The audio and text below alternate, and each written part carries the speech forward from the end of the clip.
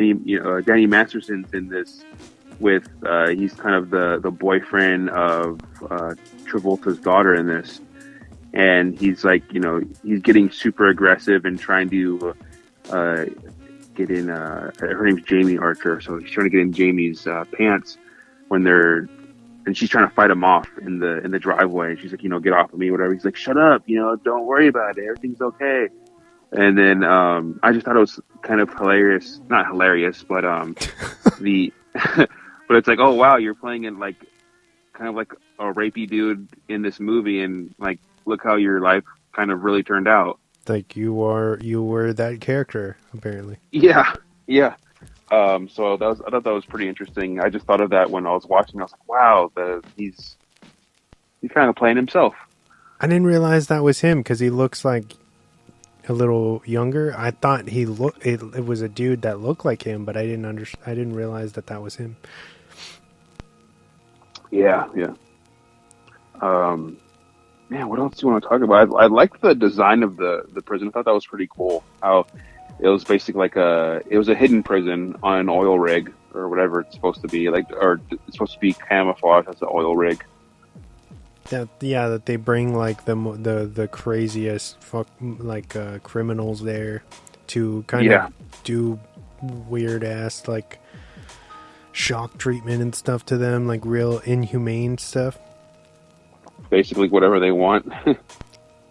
and it's nuts because that's how Castor decides he's gonna get out. Is like he creates this big scene, so then they get mad and they're gonna go shock him, and then he waits for them to take off the boots so that he's like can actually move around fast, and then he teams up with a guy who picked a fight with them just a couple days before that, and then they actually succeed, and even though that guy fucking dies, yeah, Castor Troy ends up getting out somehow. Like he's pursued by a helicopter, and then he ends up evading the helicopter, going in the water, and then going back into the city, I guess. Yeah, I don't know how he. I don't know the distance from, because you don't really get to see the outside and like the range of how far away it is from civilization or land, at least. It looks pretty far. Yeah, but yeah, you see he jumps off and I guess swims to the shore or something. That must have taken forever to do that, but that was pretty. Yeah, I think I would have just given up once I got to the top, and I was like, "Fuck, man, I can't go anywhere." Yeah. All right, this is it. I love Face Off. It is the pinnacle of 90s action movies. I mean, it opens with a helicopter chasing a plane, I think, and then the movie just goes crazier from there somehow. But what were you and Nicolas Cage thinking while you were making that movie with John Woo? It seems like Woo was just like, "Go off, guys. Have a good time. Let's just make this and have a good time together." Well, he utterly trusted us. There's no doubt about that. But I often wondered, was it working? And it was really 100%. Yes, yeah. It was. It was Joan Allen and Nick that assured me that it was, because I knew it was a very bold thing to try to pull off. Us being each other, and we don't look exactly alike, and we don't behave at all like each other. But I had an easier time of it than Nick did, because Nick has a very specific style of attributes. He has a talk like this, and he has a specific walk, and and I could. Pretty good Nick Cage, John. That was good.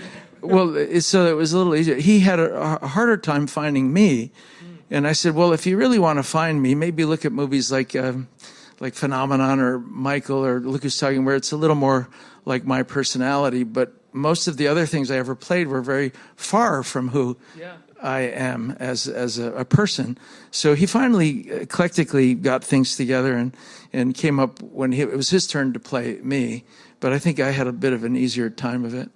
We didn't talk about the opening scene where Cage is just going ham. As a priest? Yeah, and he's just like headbanging.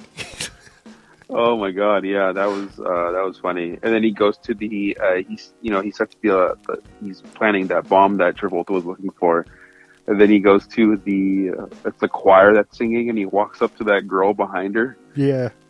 It starts like whispering in her ear, and then he grabs her ass and he's like, "Hallelujah!" And she's just totally into it, I guess. Yeah, like wow. Oh, that's definitely. You can tell that they both had a really good time doing this. Yeah, definitely. What's another big thing for Cage? Oh, it's very subtle, but like in the first few minutes, he gets on the plane, and there's like this random ass lady on the plane, and she's like, "Oh, can I get you anything?" And he's just like, "You look like a." What does he say? You look like a peach. I could eat a peach for hours. Or the way he said. Yeah. And then he's like, he says some sleazy shit like, "Oh, would you be thankful if I let you suck my tongue or something?" And then she just does it. Like, yeah, that was freaking. Yeah, that was weird. Yeah, she just does it, and then they cut to some other scene, and it's just like, all right. And it turns out she was like a FBI agent, right? Oh yeah, because he ends up killing her and throwing her off the plane, really savage like. Yeah, to me, I felt like the length was. It didn't feel like 2 hours. I don't know if it felt like that to you. If it felt like it dragged on to you or not, but for me, it felt like it was a good length. I didn't feel like it was too long. No, I feel like, and I think it's just the pacing moves, and you're not. There's nothing that I could say was really boring or that dragged. Like it moves along quite well, where you don't feel its length. And I think that if they had made it any shorter, it would be kind of an injustice because of how complex. At least to me, I feel like it's a lot to take on, because they're doing kind of like the, how do you say, like the body swap but without magic, like the grounded body swap genre, like Freaky, or what's another or Freaky Friday, or like Wish Upon a Star, like stuff like that, but like rated R, like a growing up version. Yeah, it's as grounded as you can be with what's going on in that movie. Or at least like for the face swapping stuff. I don't know how. I don't even think you can do that now, right? Like yeah. And then now that I totally forgot that they were doing basically a sequel to this, right? Like you said. Yeah, because they announced just last year that it would be pushing forward. And it's supposed to be a direct sequel to the first one. So I don't know how they are going to tie it in. But I mean, with all the other kind of resurrected franchises, hopefully it'll be okay. Yeah, I'm excited for it. That'd be cool though. I mean, the guy's a good director, you know what I mean? Oh, yeah. Blair Witch, The Guest guy. I don't think he's, like, I didn't have a problem with Godzilla vs. Kong. I thought it was pretty decent, so the guy really hasn't missed for me. Yeah, I don't think, same thing here. I enjoyed it. It was fun. Do you think that Travolta would come back for something like that? Yes, because he's not doing much, Yeah. I think if they do lean into like older characters coming back, I don't see why he wouldn't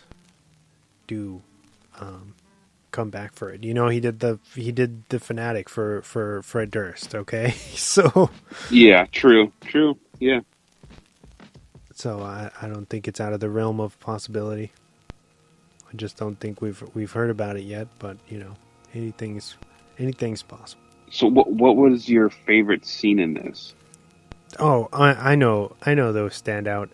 When Nick Cage, or how do you say it? When Travolta's character Sean Archer realizes that the face swap actually worked, and he wakes up and they show him that he is now Castor Troy or Nick Cage. He looks in himself in the mirror and he starts to laugh, and then he's like has a mental breakdown and starts breaking the mirror, and he's like, fuck you and fuck you and fuck you. Yeah.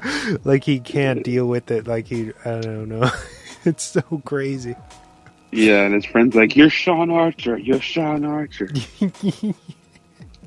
Yeah, that was a good one. Mine would probably be the warehouse fight in pretty much the beginning when they catch Castor Troy. Okay, yeah. I just remember as a kid thinking that scene when he gets hit, or when the jet engine hits him and it shoots him back to the fence. I always thought that was such a cool scene. And just rewatching it, I was like, it kind of brought me back to that time period where I was as a kid, and I was like, wow, yeah, like that was pretty cool. And but in my head, I'm like, yeah, he probably would have like burned his whole face off for sure. I don't know how, like the physics and everything. I don't know how that would work, being right behind like an engine, like turbine, and getting like it turned on like full blast, and then. I always to me that was a really cool scene as a kid, and just even now watching like how ridiculous the wire work and stuff was for the warehouse fight. Like when it was so funny because I saw a guy running up to Nicolas Cage's character when he runs up behind him, and then I see these two wires on the back of him. You can literally see the wires attached to him, and I'm like, oh, this guy's gonna get shot and he's gonna fly back. And then Nicolas Cage turns around, shoots him with a shotgun, and this guy flies 20 feet in the air. And you see the wires attached to him still. I'm like, oh my god, this is like 90s action at its finest in that point. So it's funny because it reminded me of a lot of the Arnold movie, Last Action Hero. Oh yeah, yeah. Like the craziness of that in that world. But yeah, I think just that whole the shootout and everything in that warehouse scene in the airport, I thought it was entertaining, to say the least. Man, I thought the cast was a really good cast. Altogether, I thought like his daughter, I thought it was really cool. It was kind of a Castor kind of set himself up towards the end when he gives his daughter, or gives Travolta's daughter the knife, and he's like, stab it in. When you stab it in the guy, you twist it, so the wound doesn't close. And it's the knife that he has that actually, or the knife that he gives her in like the middle of the movie, kind of, that actually saves her life when Castor has her hostage. I don't know if you remember that scene. Yeah, towards the end, he's kind of using the daughter against Archer's character, right? Where she doesn't really believe that he's actually her father, and she ends up shooting him, and then she's taken captive, and she remembers that she has that butterfly knife that he had, that Castor had given her towards the middle of the film, like you said. She stabs him with it and twists, and she's able to get away. So that little kind of subplot, it's a great kind of touching moment where Castor Troy kind of shows some like humanity for his character, where he saves her from being potentially raped by her boyfriend or friend or whoever he was supposed to be. And then he, sits her down, and he's like, you're so busy running away because from the person that you're supposed to be, because of your, you're still upset about losing your brother. And the way that whole scene plans out, it's almost like not to say that it redeems him at all, but it just shows that he isn't all